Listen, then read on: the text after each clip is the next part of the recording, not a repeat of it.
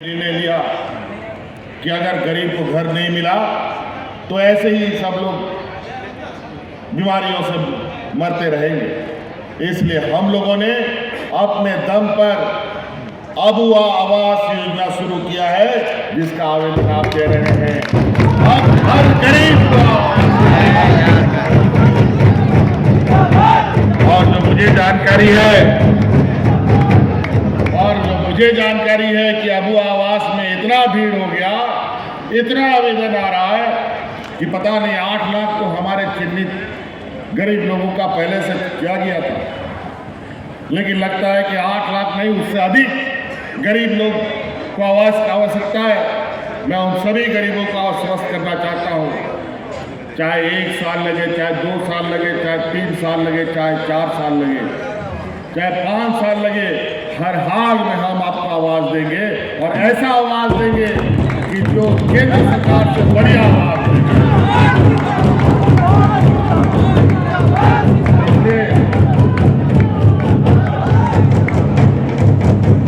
आप लोगों से इस एरिया में हमारी बच्चियां बड़ी होनहार, खासतौर पर खेल के प्रति।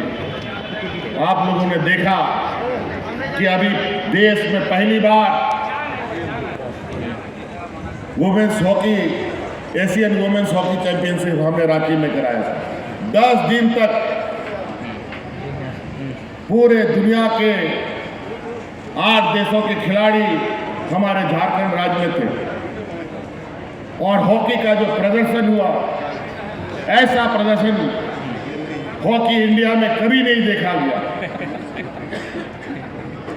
और आज महिला हॉकी में सबसे अधिक भागीदारी अगर है तो झारखंड की बच्चियों का है। और इसको लेकर आप खूबी जिला भी तो हम हेलीकॉप्टर से देख रहे थे। यहाँ लगता है 2-2 स्पोर्ट्स क्लब का मैदान बना हुआ है।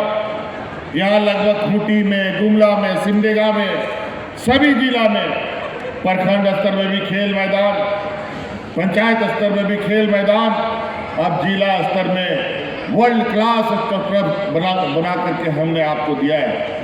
आप पढ़ाई लिखाई के माध्यम से भी आगे बढ़ सकते हैं और खेल के माध्यम से भी यहाँ के युवाओं को आगे ले जाने का हमारा लक्ष्य है। हमने नया नीति बनाई है।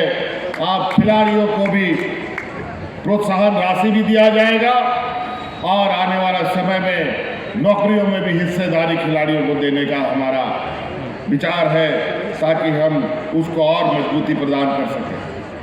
इसलिए कई बातें हैं, मैं यही बातें को समाप्त करना चाहूँगा।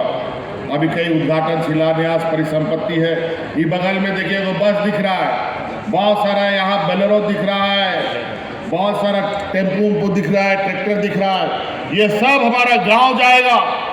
आज के दिन में भी इस राज्य का 80% लोग गांव में बसता है।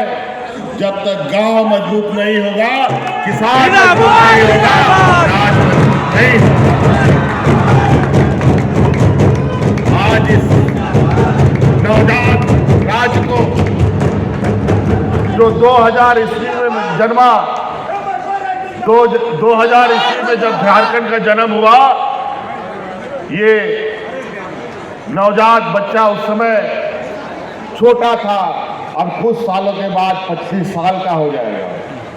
युवा राज्य 2-3 साल के बाद इस राज्य को अपने जिम्मेदारी अपने कंधे पर उठा लेना चाहिए। लेकिन 20 वर्षों में इस बच्चे का मोदियों ने लगातार कमजोर करने का, उसका खून चूसने का काम किया और आज इसको बीमारू राज बना के रखा। अभी विगत 3-4 साल से मैं लगातार जो हमारा गांव के लोग हैं उनको मजबूत करने में लगा हूँ, चाहे वो किसान हो, चाहे वो नौजवान हो, चाहे महिला हो, चाहे पुरुष हो। कम पढ़े लिखे लोगों के लिए भी योजना है, बहुत अच्छे पढ़े लिखे लोगों के लिए नौकरियों का लगातार आपको देखने को मिल रहा है, डेट निकल रहा है। कहीं कहीं कुछ आप आज ये बस जो लगी हुई है, आज गांव का कई ऐसा क्षेत्र है जहां आज भी गांव शहर से अछूता है, नहीं पहुंच पाते गांव से लोग शहर की ओर। ये बस गांव-गांव में घूमेगा। मुख्यमंत्री ग्राम गाड़ी योजना हम लोगों ने प्रारंभ किया है।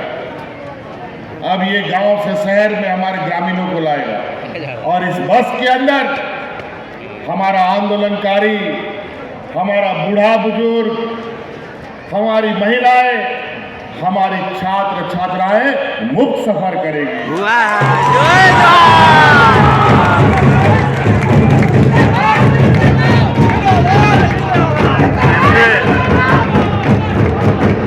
ये सौगात आपको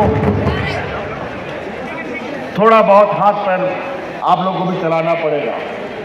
आप सब लोगों के लिए कोई ना कोई योजना, पशुधन योजना से आप अधिक आय कमा सकते हैं। बिरसा हरित ग्राम योजना से आप अच्छा आमदनी कर सकते हैं। पशुधन योजना से 90% के अनुदान में आपको जानवर मिल रहा है। गाय, बकरी, मुर्गी, सुअर जो पालना है पालिए। अब तो भैंस भी आप लोग को बांटने का हम लोगों ने इसमें जोड़ दिया। और तो और पहले जो सरकारें जानवर देती थी वो बीमारू जानवर देता था। किसी ग्रामीण को जानवर मिला, हफ्ता 10 दिन या महीना 2 महीना में मर जाता था और बेचारा जितना दिन मेहनत किया किसान वो अपना माथा पटक लेता था। अब हमने इसमें नया काम कर दिया है। आज जो भी जानवर हमारे किसानों को मिलेगा वो जानवर बीमाकृत जानवर मिलेगा। गलती से भी जानवर मर गया तो उसका पूरा पैसा बीमा वाला आपको।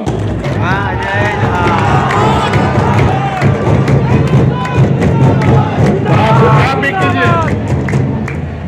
आज के दिन में भी मांस, मछली, मुर्गा, अंडा, दूध हम लोग को दूसरा राज्य से लाना पड़ता है। दूसरे राज्य के लोग यहाँ आकर के बेच करके अपने व्यापार से माला माल हो रहे हैं। तो हमारा गांव का ही लोग गाय, बकरी, मुर्गी पाल करके क्यों नहीं दूध, अंडा, मीट, मांस, मछली बेच करके अपना आमदनी बढ़ाएगा। हम क्यों दूसरे राज्य से इन चीज़ों को आने दें। हमारा यहाँ का मूलवासी आदिवासी तो सदियों से जानवरों को पालता रहा है और ये हमारे खून में भी है। आज इसीलिए जो लोग दूसरे राज्यों से यहाँ आकर के अब आंध्रा का मछली हम खूंटी जिला में खाएं और बगल का तालाब का मछली हमको ना मिले, ये तो उससे बड़ा दुर्भाग्य और क्या हो सकता है। इसीलिए आप लोग अपना मेहनत कीजिए। भगवान 2 पैर 2 हाथ और माथा में छोटा सा बुद्धि दे करके भेजा है ताकि अगर ये हाथ पर चलता रहेगा, बुद्धि चलता रहेगा तो जीवन में कोई आदमी भूखा नहीं मरेगा। इसीलिए आपके लिए सारे दरवाजे योजनाओं के हम लोगों ने खोले। आप उन योजनाओं का लाभ लें ताकि हमारी ग्रामीण अर्थव्यवस्था मजबूत हो, क्योंकि हम जानते हैं कि ये राज्य तभी आगे बढ़ सकता है, तभी ये विकसित राज्य हो सकता है, तभी गरीबी का जो माथे पर हमारे पर कलंक लिखा हुआ है, जो पिछड़े राज्य का कलंक लिखा हुआ है, ये तभी मिटेगा जब हमारा गांव मजबूत होगा। शहर मजबूत होने से नहीं मिटेगा। सही बात है। तो इसीलिए गांव के लोग, किसान, मजदूर, आपको याद होगा, बहुत सारे लोग उस बात को याद भी कर लीजिए। अभी कुछ समय पहले, साल भर पहले देश में किसान आंदोलन हुआ था। देश के केंद्र सरकार ने किसानों के लिए 3 काले कानून लाए थे। अगर वो काला कानून पास हो जाता तो इस देश का किसान खत्म हो जाता। हमको ढूंढने से भी किसान नहीं मिलता। किसानों ने कमर कसा। 1 साल से अधिक दिल्ली को चारों तरफ से घेर करके रख दिया। दिल्ली को ऐसा कब्जा कर लिया और 1 साल का आंदोलन, 1 साल तक किसान अपना घर छोड़ करके दिल्ली को किलाबंदी करके रखा। इसमें हजारों किसान मारे गए, और इन किसान के बदौलत आज वो काला कानून नहीं बना, नहीं तो किसान सब खत्म हो चुका होता। जब अन्नदाता खत्म हो जाएगा तो अनाज खिलाएगा कौन? तो हमें भी भूखा मरना पड़ेगा। देश में जो व्यापारियों की दुकान चल रही है, वो व्यापार पैसे कमाने के लिए अनाज खरीदना पड़ेगा। तो इसीलिए आप सब लोग गांव देहात से आते हैं और हमें पता है हमारे गांव के अंदर लोगों में क्षमता की कमी नहीं है, लेकिन संसाधन का अभाव, लोगों को जानकारी का अभाव। और जानकारी के लिए भी आपके जिले में हम लोगों ने किसान पाठशाला भी शुरू किया है। उन किसान पाठशालाओं को बहुत उम्दा तरीके से तैयार किए हैं। अब आने वाला समय में जो हमारे स्कूल के बच्चे अपनी शिक्षा ग्रहण कर रहे हैं, पढ़ाई पढ़ रहे हैं आगे इंजीनियर डॉक्टर की, आने वाला समय में हम किसानों को गांव से लाएंगे और उस स्कूल में बेहतर कृषि के लिए शिक्षा देने का काम करेंगे। तो आप किसानों के लिए भी हम लोगों ने किसान पाठशाला खोला है। तो इन्हीं बातों के साथ और अपनी बातों को समाप्त करते हैं। कई और बातें हैं, लेकिन फिर कभी मिलेंगे किसी और गांव पंचायत टोलों में। यहीं पर आप सबका यहाँ आने के लिए पुनः पुनः बहुत बहुत धन्यवाद कहते हुए फिर से आप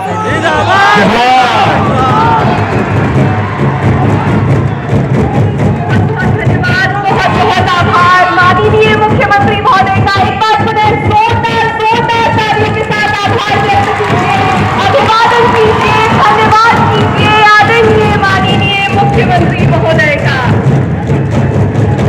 निश्चित ही ये कोई त्योहार है, निश्चित ही ये कोई महाउत्सव है। विकास की लहर सुदूर क्षेत्रों तक पहुंच रही है। आपके उज्जवल भविष्य का ये प्रयास है, झारखंड सरकार का ये प्रयास है, माननीय मुख्यमंत्री महोदय का।